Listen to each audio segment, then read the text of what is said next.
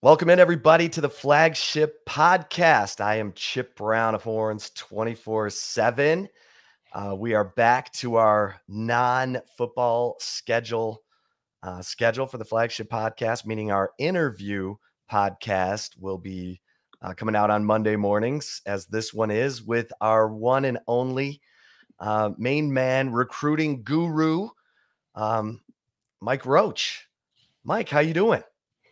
Good. I'm just it's a very busy time of year for yours truly. It's once the season's over, we kick into overdrive. So it's trying to balance a little work life, spend some time with the wife, enjoy Christmas, but also I'm on my phone most of the time. So it's a busy time of year.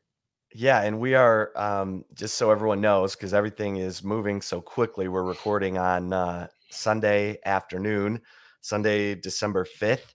So we are 10 days out from the early, well, now it's pretty much just the signing period, Right. December 15th. But Mike, I want to go back a little bit to the Lincoln Riley news before we get into everything that's kind of moving right now. With Lincoln Riley leaving Oklahoma for USC, the fallout, we've seen decommitments in the OU 2022 class. Let's end the 2023 class, but let's talk about what the fallout has been like and your overall thoughts on where OU is, because at this moment they have not named a successor. It sounds like Brent Venables might be in the lead with Jeff Lebby, the Ole Miss offensive coordinator, as his potential offensive coordinator in Norman. But let's talk about that fallout and what has stood out to you. I mean, this has been the most incredible coaching carousel I've ever seen in my life. I mean, when you talk about um, Lincoln Riley leaving Oklahoma to go to USC, and Brian Kelly leaving Notre. I mean, guys leaving jobs at perennial, blue blood programs to go voluntarily take jobs elsewhere. I couldn't believe it when I saw the Riley news. I mean, obviously I knew LSU had been in the conversation, but for USC to come in there and pull that off, just a massive, massive victory for them. And so the fallout has been that they've done a lot of recruiting out west at Oklahoma. Their 23 class was built around Malachi Nelson, the number 2 quarterback in the country from Los Alamitos, California. And I mean, they've already in that time moved to USC and flipped Malachi Nelson, along with a couple of receivers he was committed with over there. Raleek Brown from Modern Day, who was part of their 2022 class, one of the top overall players. In the country in general. They've already flipped him as well. So they're positioned well because they were already recruiting out on the West Coast. What it's done to Oklahoma is it's put them in a little bit of a reset mode. I mean, a lot of players have entered the portal. And when you look at the portal guys, it's all those big names on the offense. It's Theo Weiss and Jaden Hazelwood, and there's whispers about Marvin Mims and Austin Stogner. And so that they're losing, kind of hemorrhaging, and in a weird way,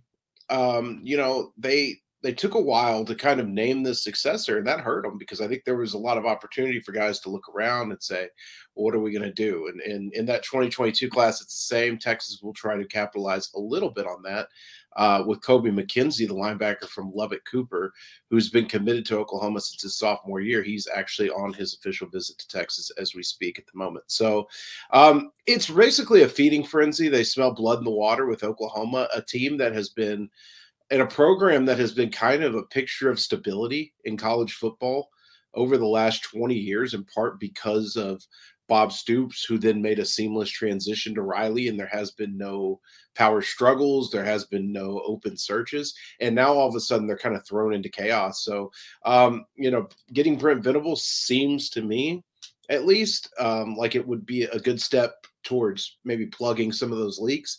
But we'll have to see.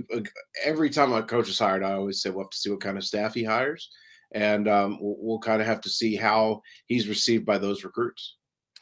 So, Kobe McKenzie, give us your thoughts. And are there any other OU decommits or players in the portal you think Texas might be interested in? Kobe McKenzie, I got to see him on Friday night play in a regional final game against Wichita Falls Rider for Lubbock Cooper.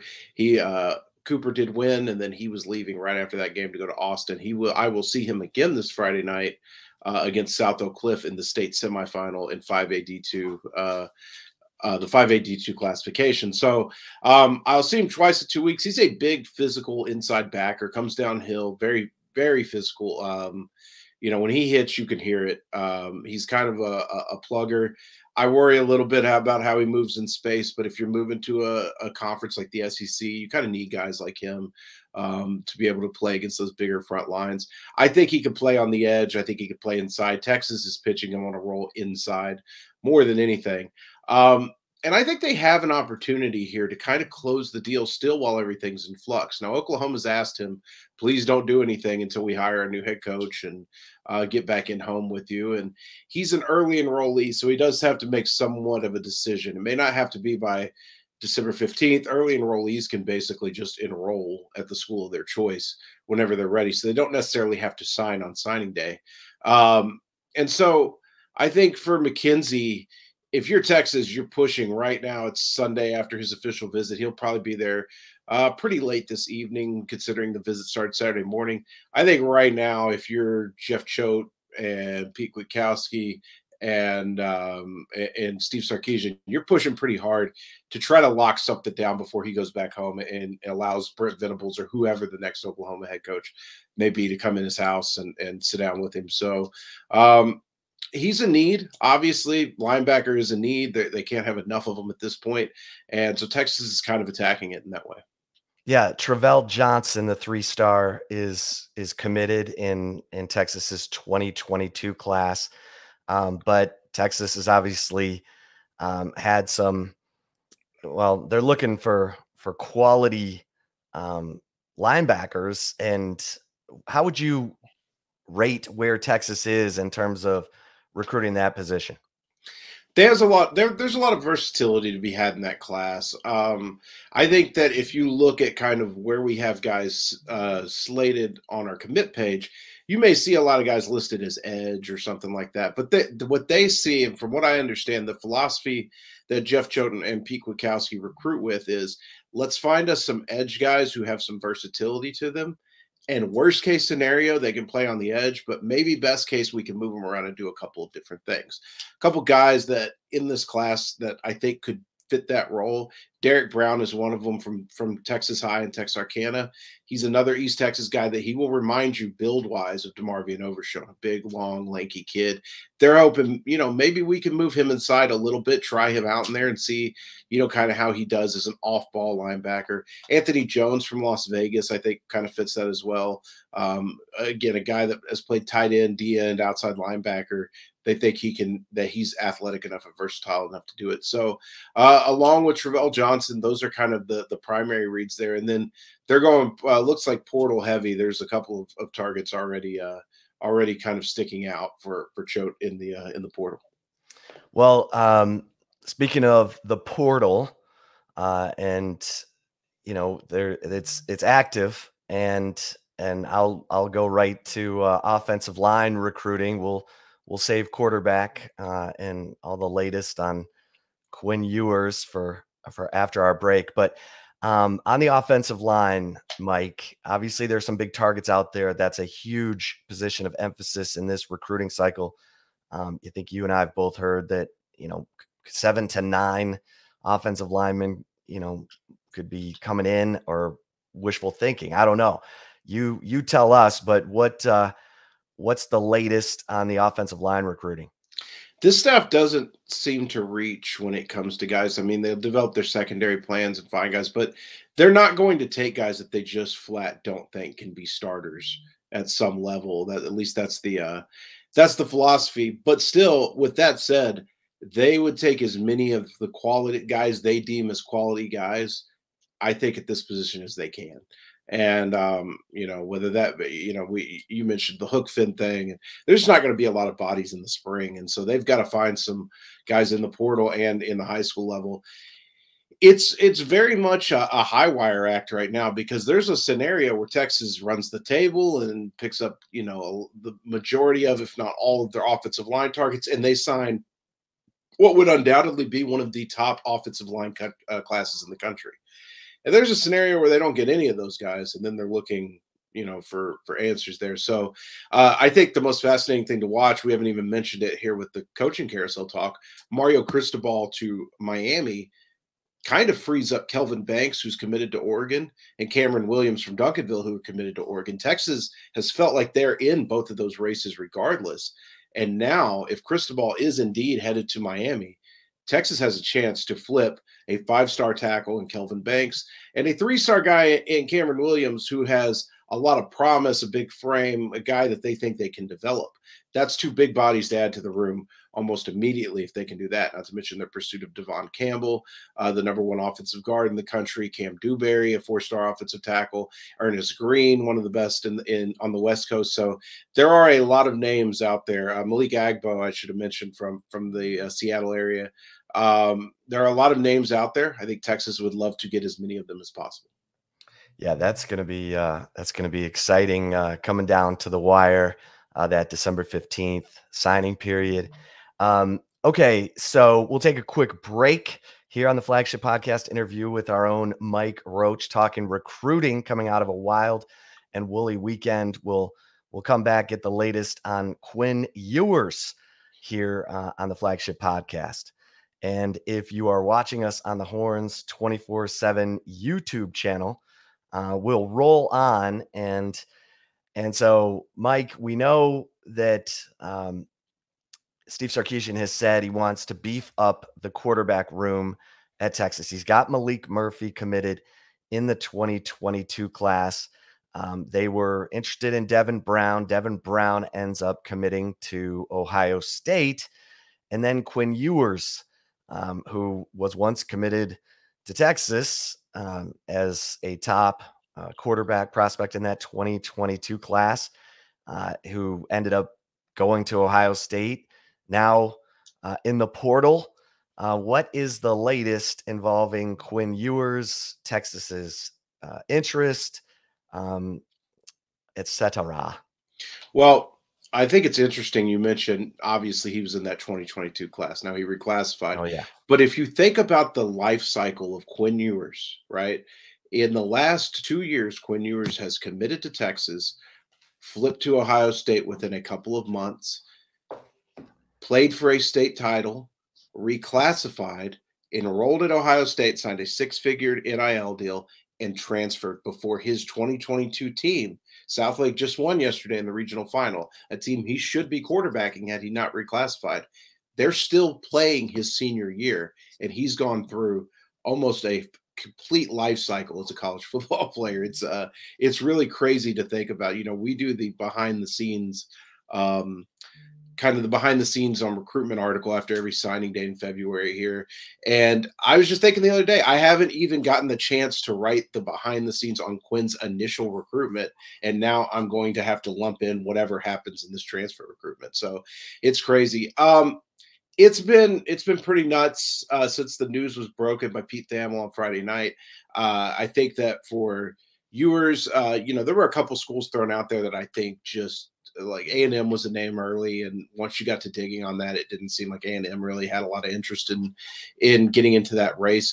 And so it's kind of emerged as we sit here on Sunday afternoon as a Texas and Texas Tech race. And then you say Texas Tech, how could they possibly get Quinn Ewers over Texas? There are some things in their favor. Just before we got on, I released the Stampede Part 1 a bit early, just everything I know on Quinn Ewers as of right now. So I don't know when this, I forget, Chip, when this interview is going to drop. Is this Monday? Monday morning. Monday morning. By Monday morning, when you guys are hearing this, we could have a billion different things could have changed, but this is where things are as of right now. Texas Tech is certainly a school to be taken seriously in this race. They're doing everything they can. And I would say, I put it like this kind of in the article I wrote, but I would say 2/3 of the info I've received has been very positive for Texas and would indicate Texas in a favorable spot. But the third of it that I've received for Texas Tech has been incredibly loud and like a lot of good points and a lot of things you look at and say, okay, that makes sense. For one, Texas Tech's taking a new step with their program, trying to kick off the Joey McGuire era. Quinn Ewers trains with Bobby Stroop out of APEC, which started in East Texas, has moved on to Fort Worth. Bobby Stroop is most famous for being Patrick Mahomes' quarterback trainer.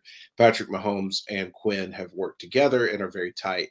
And so Mahomes kind of knew Quinn was going in the portal. He tweeted right about the time Quinn went in the portal, wreck him. And so the two have talked, and I think if Texas Tech pursues and gets Zach Kittley, the offensive coordinator candidate from Western Kentucky, who's been rumored as the guy there, that's a guy that Pat Mahomes has kind of put his stamp on. Kittley was a GA and analyst and position coach at Tech when Mahomes was there. The two are close, and I think he's kind of put the stamp and said, hey, Quinn, you can trust this guy. And by the way, his quarterback, Bailey Zappi, just threw for 500 yards in the Conference USA Championship game. So there's that. Joey McGuire as a head coach is not a guy I would ever count out of any recruitment. There was an early rumor that maybe Riley Dodge, the South Lake Carroll head coach, would be hired on at Texas Tech in an effort to get it. I asked somebody at Tech about that. It was flat told Joey McGuire doesn't need to hire anybody to land a kid. He doesn't think. So he's a guy that if you've ever got to know him, he excels at building relationships and getting people to follow him. That's kind of what's been his thing throughout his entire career. It's what's made him most successful. And so I wouldn't count out Tech at all, not to mention the fact that with name, image, likeness now being a major factor in recruiting, they're going to prepare some NIL deals for him to try to land him. I think that when you go back and you look at the initial Texas Tech coaching search, they made it clear money is not an issue here. We will spend whatever to find the right guy. I think that's going to extend to the NIL side, and you will see some boosters trying to set up some insane deals just to see if they can lure him there. And so that's kind of where the question breaks down for me. Does Quinn Ewers want to make a lot of money in NIL, or does he want to go to the best situation possible? Maybe Texas Tech is the best situation possible. Maybe he could do it all there. I mean, it's tough to sit here with a straight face and tell you Texas is a way better situation than Texas Tech right now. Obviously, Steve Sarkisian's got his background of quarterback development, and you know, the offense at times this year looked deadly, but it's hard to say with a 5-7 season that, oh, you're making a mistake going to Tech. You should clearly go to Texas. Here's where that breaks down for me. Quinn wants talent around him. And a big reason he decommitted originally was when Tom Herman's team was struggling down the stretch, he did not think he could get talent to come join him in Austin. I don't know that he's going to get 5-star talent to come to Lubbock, no matter who's there. It's just there's some places that have a recruiting advantage, some don't. I personally enjoy Lubbock. Not a lot of kids do. So, I mean, that's kind of the question for me is will he be able to pull that star power out there? And if he can't, does he care more about getting those NIL deals and getting an immediate path to playing time? Or does he care about going to the right place where he could potentially, I mean, let's be honest, he's going to get a name, image, and likeness deal wherever he goes. It's just, it happened at Ohio State without him ever starting a game. Does he need to go to a place where he feels he can get that talent there, where he can be coached by a guy with a pedigree? Those are the questions Texas has to answer. There's a lot of unknowns at Texas Tech at the moment. Getting him to Austin, I think, would be obviously a boon for Texas. I think they would love to get it done. I heard something over the weekend that if it's going to happen for Texas, it will probably happen early this week, Monday, Tuesday, something of this week. I don't, we'll kind of see if that deadline holds true. Obviously, they're out visiting schools and all these things are fluid. But if it does, obviously Texas wants to close him. They want to use that news to kind of propel them down the stretch into signing day and be able to close really strong in this class. And a lot of guys come back into play if they get Quinn Ewers. Evan Stewart, who just recently committed to Texas A&M, I think comes back into play if Quinn Ewers is in this class. The two have known each other for a while. I've heard that Quinn involved him in talks when he was making the decision to go into the portal. And so it's just a lot of balls in the air here. We'll see kind of as we sit here Sunday at 2:30. I don't know what Texas Tech has done. I don't know what the visit experience has been for him. I'll see if I can get anything out of that tonight, and we'll kind of go from there. Yeah, all the NIL stuff makes me a little nervous, because that stuff.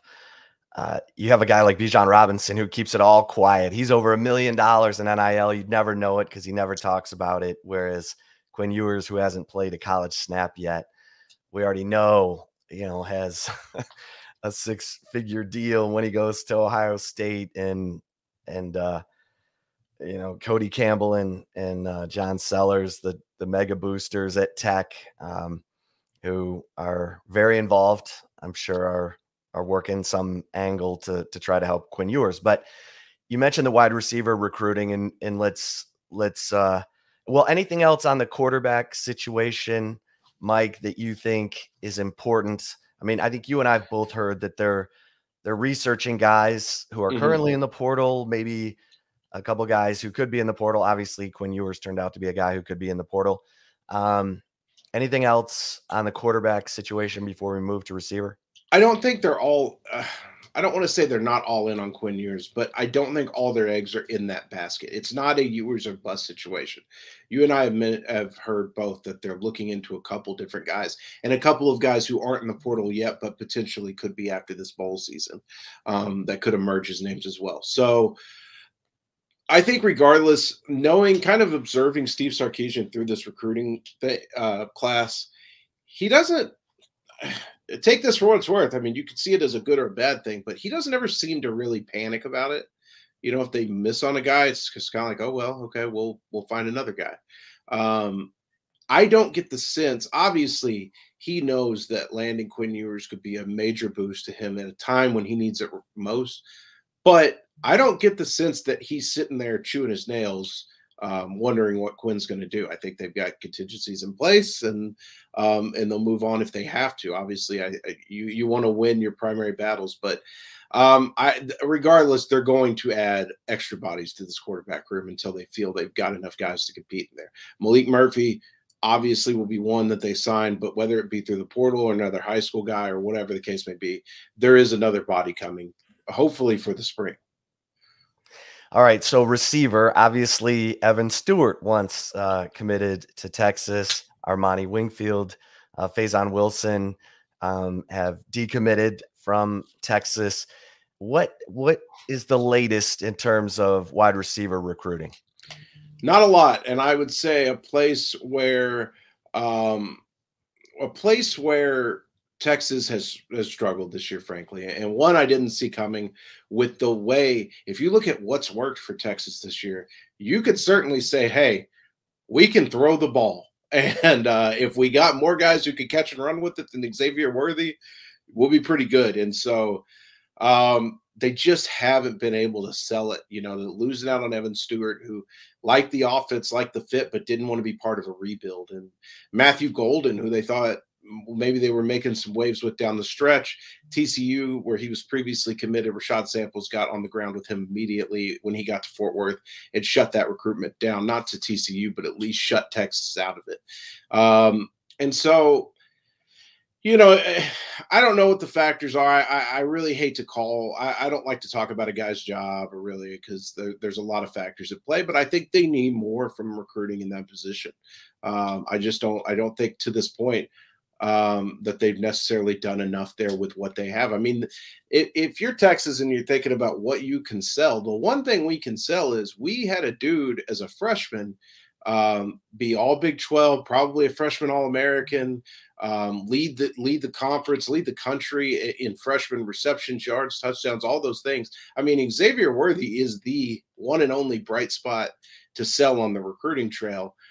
And the fact that they haven't been able to do it to success, they do have Brennan Thompson in the class, who I think is going to be a really good speed prospect at the slot, but they've got to find more there. There's got to be guys who could come in and contribute immediately. Yeah, and that's probably something that would come up in Andre Coleman's review once we see what ends up happening on signing day. Yeah. Fair enough. Okay. All right. So when we look at the 10-day push to signing day, Mike, what do you think are, what if you had to rank the things you're watching most closely, or what fans might um, want to watch most closely, what would those things be?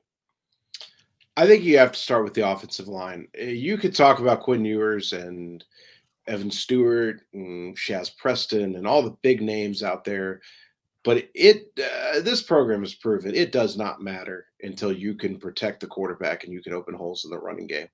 Imagine how good Bijan Robinson would be if he didn't have to dodge 3 or 4 tackles before he got out of the backfield. He's good at doing it, but imagine how much better it would be if he could just hit the hole with nobody hitting him. That is the goal. This has to be a home run offensive line class. It had to be last year, and it wasn't. And not only was it not a home run last year, it was a complete and total whiff.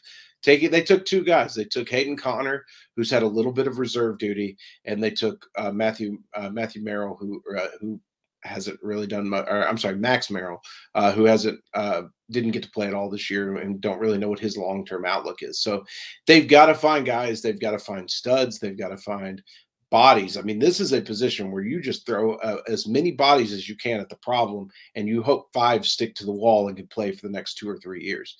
It's a program that, frankly, if you start showing success there, you'll be able to recruit well there. And I think that's been the problem is forever. Texas has the moniker that they can't develop offensive linemen. And so that's what they're fighting against. Kyle Flood certainly has a record of development that kind of fights back against that. And it's what's got Texas in it down the stretch with a number of these big-time guys. At the bare minimum, they've got to land 3 more guys on the offensive line at the bare minimum, and they need to be 3 of their primary targets. They've already got 2 in the class. They need a class of 5. They take, like we said, 8 or 9, I think they'd definitely take. But 5's the bare minimum. Past that, I obviously watch the Ewers thing. If Texas can land Quinn and do it in the next week, they're going to have a lot of buzz and a lot of wind at their back as they get into recruiting season and really closing time down the stretch. So those are the 2 big storylines to watch. And as far as in-home visits, what in-home visits are on the radar for this week that you would keep an eye on? Well, Steve Sarkisian definitely kept his powder dry in week 1. He didn't go in on a lot of in-homes for uncommitted prospects. He only gets 1. The staff can go in once a week during this period, but the head coach only gets 1. So he kind of saved those and, spent some time kind of honing the strategy, and it hurt him in some ways. If he'd have gone in home sooner with Devin Brown, that might have kept him away from Ohio State. Devin Brown decided to shut down before Sark could go in home there. These are going to be the big ones. I expect, Devon Campbell, Ernest Green, Cam Dewberry, basically every big target on the board, Sark will likely go in home in the next week and a half or so. I need to look at the calendar. I don't have it in front of me. I believe the dead period will set in a day or 2 before signing day. And so there is a cutoff for that. But this is it. I mean, he's going to go heavy this week. He's gone and seen all the committed kids and made sure everything's good there. And now it's time to go in on the uncommitted kids. And I really do think he's hoping to go in there and say, we've got Quinn Ewers. Do you want to come join us? And I mean, the class right now is a solid class. It's a top 10 class right now. But as you mentioned, the offensive line is a huge need. And so, I mean, there's a lot to like about what's in this class already, right? Yeah, I think that they've got some very interesting pieces. And if you look at where this class stands out, defensive line is where it's at. They've recruited a lot of big-time pieces in anticipation of a move to the SEC. They've gotten some SEC bodies on that defensive line. And I think maybe going into the season, they thought, well, our defensive line is already good, but let's keep adding to it. And I think as we got into the season, we saw, man, these guys need to come in and help the defensive line immediately. And so that's where a lot of the talent is in this group. At running back, there's some forgotten guys in there. I'm not Jamarian Miller. I'm sorry, he decommitted. Jaden Blue, who opted out this season, was once the number one running back in the country. He didn't play this year, so his ranking dropped. But remember, this is a guy who ran for 2,000 yards at the highest level of football in the country. 6A football in Texas is as good as it gets, and he did that against 6A competition. And so, Stan Drayton's room continues to find big time players. If you can get something at receiver, obviously, but D-line is where it's at right now. They've just got to fill out all the pieces around them, especially offensive line. Well, and Stan Drayton, we can confirm is a candidate to go to Temple, where Arthur Johnson is now the athletic director. Arthur Johnson used to be an associate, senior executive athletic director at Texas, knows Stan Drayton well. If Stan Drayton ends up being the guy at Temple, how do you think that impacts recruiting?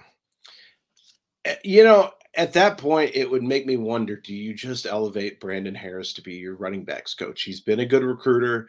He's worked a lot with those running backs. He's been with Stan basically since he got to Texas. He's been his right-hand guy. You could go out and lead a national running back coach search, but Brandon Harris does want to be on the field at some point in his career. I think that's a spot where maybe if you put him in there, you got a chance at, obviously he and Jaden Blue have a great relationship. He and Ruben Owens have a great relationship. That might be a spot where you make a move, or maybe Chris Gilbert could be elevated into a position. Running back is, Stan has mastered being a good developer at it, but it is traditionally a position where you put one of your better recruiters and you say, well, we hope we recruit some stud running backs, and the coaching may not be as important as it is in a couple of other positions. I think that it would very much matter how they handled the transition.